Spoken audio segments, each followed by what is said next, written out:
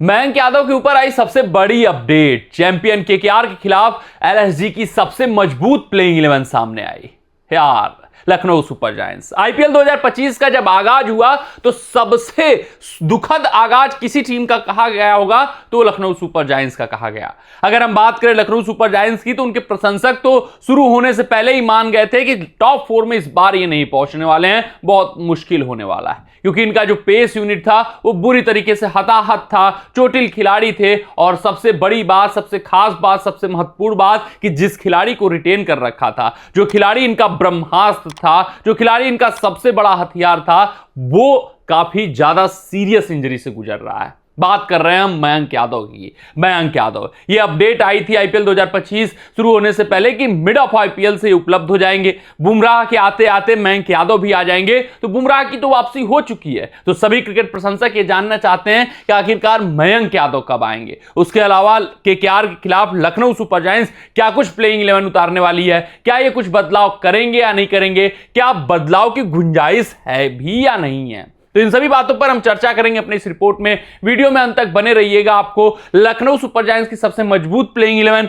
हम बताएंगे, उसके अलावा मयंक यादव के फिटनेस के ऊपर भी अपडेट बताएंगे। तो देखिए, मयंक यादव एक इंजरी से अभी उभर ही रहे थे। लखनऊ सुपर जायंट्स में कमबैक करने की चाहत रख रहे थे। जस्टिन लैंगर निगाह रखे हुए थे कि बहुत बेहतरीन ये गेंदबाजी कर रहे हैं। 2-3 मुकाबले पहले उनका स्टेटमेंट आया कि फुल फ्लो में धीरे धीरे मयंक यादव दिखेंगे और वो वापसी करते हुए दिखेंगे। लेकिन ट्रेनिंग करते दौरान, अपने आप को फुली फिट करते दौरान मयंक यादव एक और चोट लगा बैठे हैं। वो चोट अब घातक दिख रही है। उस चोट के कारण मयंक यादव अभी उपलब्ध नहीं हो पाए हैं, अभी टीम से नहीं जुड़ पाए हैं, जिस कारण से मयंक यादव जो लगभग इस मुकाबले के लिए फिट होने वाले थे वो रूल्ड आउट हो गए इस मुकाबले के लिए, आगे आने वाले कुछ और मुकाबलों के लिए। तो दूसरी इंजरी के कारण मयंक यादव को यह झटका लगा है, लखनऊ सुपर जायंट्स को यह सेटबैक लगा है। तो मयंक यादव नहीं है तो क्या कुछ केकेआर के खिलाफ टैक्टिकल चेंजेस कर पाएगी लखनऊ सुपर जायंट्स, क्या उम्मीद भी है या नहीं है, सब कुछ हम चर्चा करते हैं। आइए देख लेते हैं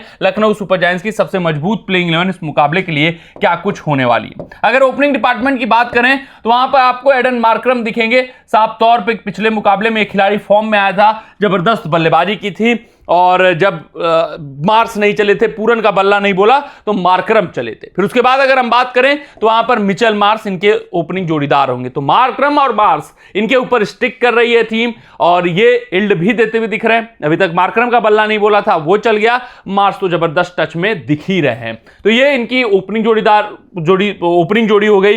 नंबर 3 की बात करें तो इन्होंने एक बहुत बड़ा मूव इस संस्करण में किया है कि निकोलस पूरन को नंबर 3 पर भेजा है, और वो इनको रिवार्ड देता हुआ दिख रहा है। इनकी गेंदबाजी कमजोर हुई, लेकिन निकोलस पूरन को 3 पर भेजने से बल्लेबाजी बहुत मजबूत, बहुत सुदृढ़ हो गई है, और ये इनको बहुत फायदा पहुंचा रहा है। तो नंबर 3 पर निकोलस पूरन, ये कॉज ऑफ कंसर्न है यार। ऋषभ पंत अगर ये चल गए तो फिर ये थ्रेटनिंग बैटिंग यूनिट हो जाएगी, फिर ये 200 क्वाइट इजीली पास करते हुए दिखेंगे, फिर इनको हराना मुश्किल हो जाएगा चाहे जिस डेक पर। ऋषभ पंत का बल्ला बोलना आवश्यक है लखनऊ सुपर जायंट्स की उम्मीदों को जीवंत रखने के लिए, खासकर केकेआर के खिलाफ। देखना दिलचस्प रहेगा किस तरीके से खेलते हैं, लेकिन दो क्वालिटी स्पिनर हैं, स्पिनरों के खिलाफ इनका संघर्ष जारी है।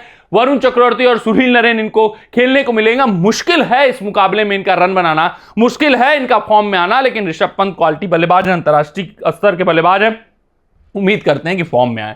नंबर 5 की अगर हम बात करें तो आयुष बदोनी, अब ये खिलाड़ी धीरे धीरे रंगत में आ रहा है। Top order cause of concern नहीं था, लेकिन ऋषभ पंत से बल्लेबाजी कॉज ऑफ कंसर्न बन चुकी थी। आयुष बदोनी लगातार 2 मुकाबले में अच्छा खासा स्कोर कर गए। मिलर जब मौका मिल रहा है, जितनी गेंदें मिल रही है उसमें अपना योगदान देते हुए दिख रहे हैं, उसके कारण 20 से 30 रन एक्स्ट्रा बना पा रही है लखनऊ सुपर जायंट्स। और अब्दुल समद, ये जो एडिशन हुआ है, जिस तरीके से ये कॉन्फिडेंस में खेलते हुए दिख रहे हैं, जिस तरीके से फिनिशिंग टचेस देते हुए दिख रहे हैं, ये भी फायदेमंद सौदा दिखाई दे रहा है लखनऊ सुपर जायंट्स के लिए। यानी कि सिर्फ और सिर्फ ऋषभ पंत अब कॉज ऑफ कंसर्न हो गए हैं, और इस मुकाबले में वापसी कर पाना, कमबैक कर पाना ऋषभ पंत के लिए अभी मुश्किल ही दिख रहा है। तो ये इनकी बल्लेबाजी यूनिट हो गई। अगर हम बात करें गेंदबाजी की तो वहां पर आपको दिखेगा आकाशदीप, ये वापसी करते हुए दिख रहे हैं, लेकिन वापसी शानदार नहीं रही है। आकाशदीप की मैं बात करूं तो ये T20 मटेरियल के गेंदबाज भी नहीं है यार। इनके जगह इन्होंने जो प्रिंस यादव को खिलाया था शुरुआती कुछ मुकाबलों में, ये बेहतर पिक समझ में आ रहा है। अगर मजबूत गेंदबाजी इनको करनी है,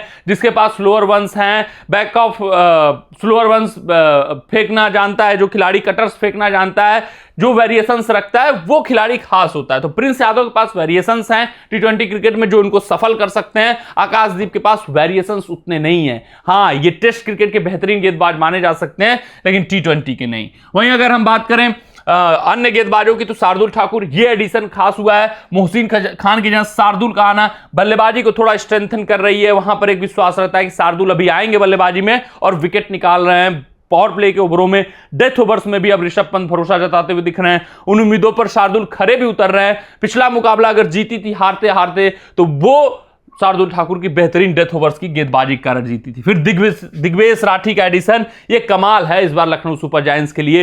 ये जो खिलाड़ी चोटिल हुए हैं, उनके खिलाड़ी जो एडिशन, उनके कारण जो एडिशंस किए गए हैं इस टीम में, वो बेमिसाल है। रवि बिश्नोई का form cause of concern Rishabh Pant की तरह है। ये 2 क्वालिटी, 2 मैच विनर गेंदबाज, ये आउट ऑफ फॉर्म गए हैं, तो वो थोड़ा सा समस्या का विषय है। आवेश खान जबरदस्त टच में दिख रहे हैं। और बात करें तो मयंक यादव अभी उपलब्ध नहीं है, खेलने वाले नहीं है। मयंक यादव उपलब्ध हो जाएंगे तो ये आकाशदीप वाला समस्या या प्रिंस यादव को जो लेकर खेलने वाला समस्या है, वो दूर हो जाएगा। फिर आप समझ सकते हैं कितनी मजबूत ये टीम दिखेगी। फिर इनको हरा पाना बहुत मुश्किल होने वाला है। अगर हम बात करें बल्लेबाजी क्रम में लखनऊ सुपर जायंट्स की पॉसिबल 12 की, जो कि केकेआर के खिलाफ खेलनी चाहिए, वो मिचेल मार्श, एडन मार्करम है। Nicholas Pooran 3, Rishabh Pant 4, 5 Ayush Badoni, 6 David Miller. यहां पर बदलाव की जरूरत नहीं है। 7 अब्दुल समद, 8 ठाकुर। आकाशदीप की जगह आपको प्रिंस यादव खेलते हुए दिख सकते हैं और खेलने चाहिए। अगर मजबूत इनको प्लेइंग 11 खिलाना है तो प्रिंस यादव को इनको खिलाना पड़ेगा। हाँ, ये जरूर है कि अभी आकाश अंतरराष्ट्रीय मटेरियल है, तो इतना जल्दी विश्वास नहीं खोएंगे ऋषभ पंत।